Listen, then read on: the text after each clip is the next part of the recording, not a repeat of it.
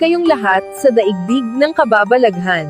Sabay-sabay nating tuklasin ang mundo ng kahiwagaan. Ang manliligaw na copper sa isang liblib na baryo sa kabundukan, may isang dalaga na nagngangalang Rosa. Kilala siya sa kanilang lugar bilang pinakamaganda, mahaba ang kanyang itim na buhok, makinis ang balat, at may mga matang tila ng aakit.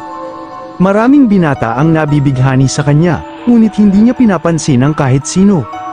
Marami ang nagsasabing mayabang siya, ngunit ang totoo, may bumabalot na lihim sa kanyang buhay, isang nilalang na hindi niya kailanman maipaliwanag. Tuwing hating gabi, palaging may naririnig siyang malalalim na buntong hininga mula sa likod ng kanilang bahay. Kung saan nakatayo ang isang matandang punong balete, sa simula, inakala niyang ito'y hangin lamang o guni-guni, pero nang magsimulang magpakita sa kanya ang isang itim na anino sa kanyang bintana, alam niyang may kakaibang nilalang ang sumusubaybay sa kanya. Isang gabi, habang siya'y natutulog, nagising siya sa matapang na amoy ng nasusunog na tabako. Pagdilat niya, nakita niya sa kanyang bintana ang isang pares ng pulang mata, matang hindi pangkaraniwan. Nang sinilip niya ito, isang dambuhalang anino ang nakita niya sa ilalim ng punong balete, matangkad ito, may malalaking bisig, at may hawak na isang malaking pipa ng tabako. Kinabukasan, nagtanong siya sa matandang albularyo ng baryo. Iya, may copper na nakatira sa punong balete sa likod ng inyong bahay, at mukhang nililigawan ka niya, sabi ng matanda habang nagguguhit ng anteng-anteng sa isang papel. Nanlaki ang mata ni Rosa, hindi siya makapaniwala, alam niya ang mga alamat tungkol sa copper, ngunit hindi niya akalaing totoo ito. Sinabi ng albularyo na ang copper ay hindi basta masamang nilalang, may ilan sa kanila na umiibig sa tao at nagbabantay sa kanilang iniibig, ngunit hindi ibig sabihin na wala itong panganib. Nang gabing yun, nagdasal si Rosa at naglagay ng asin sa kanyang bintana, ayon sa payo ng albularyo. Ngunit kahit anong gawin niya, hindi niya matakasan ang presensya ng copper. Tuwing sasapit ang hating gabi, muli niyang naamoy ang matapang na tabako at naririnig ang mabibigat na yabag sa labas ng kanyang bahay.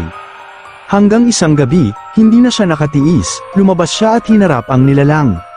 "Ano ba ang gusto mo sa akin?" nanginginig niyang tanong. Mula sa dilim, lumitaw ang copper, sa kabila ng kanyang nakatatakot na anyo, may lungkot sa kanyang mata. "Matagal na kitang minamasdan, Rosa, mahal kita." Nang inig si Rosa sa narinig, hindi siya makapaniwala na isang halimaw ang maaaring umibig sa kanya. "Hindi maaari, hindi kita kayang mahalin," sigaw niya bago tumakbo pabalik sa bahay. Kinabukasan, isang matandang babae ang lumapit sa kanya, si Lola Iska, ang pinakamatandang naninirahan sa baryo. "Iya, hindi mo ba alam, ang copper na yan ay si Alejandro?" Naguluhan si Rosa, sino si Alejandro, napag-alaman niyang maraming taon na ang nakalipas, may isang binatang magsasaka sa baryo na nagngangalang Alejandro. Mahal niya ang isang dalagang kamukhang-kamukha ni Rosa, ngunit dahil sa inggit ng ibang lalaki sa baryo, isinumpa siya ng isang mangkukulam upang maging copper at ipiniit sa punong balete. At ngayon, nakita ka niya, siguro iniisip niyang ikaw ang reinkarnasyon ng kanyang minamahal noon.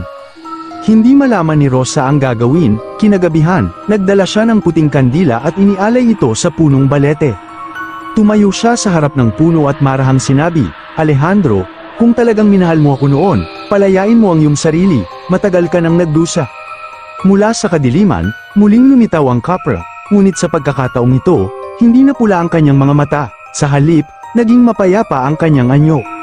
"Salamat, Rosa, ngayon, makakatulog na ako ng payapa." Sa isang iglap, naglaho ang anino ng copper, at kasabay nito, natuyo ang punong balete. Simula noon, wala nang narinig pang buntong hininga o naamoy na tabako sa baryo, ngunit sa tuwing kabilugan ng buwan, may nagsasabing may isang malamig na simoy ng hangin ang dumadaan sa bahay ni Rosa, parang may isang kaluluwang patuloy na nagbabantay sa kanya, hindi na bilang isang copper, kundi bilang isang nagmamahal na espiritu.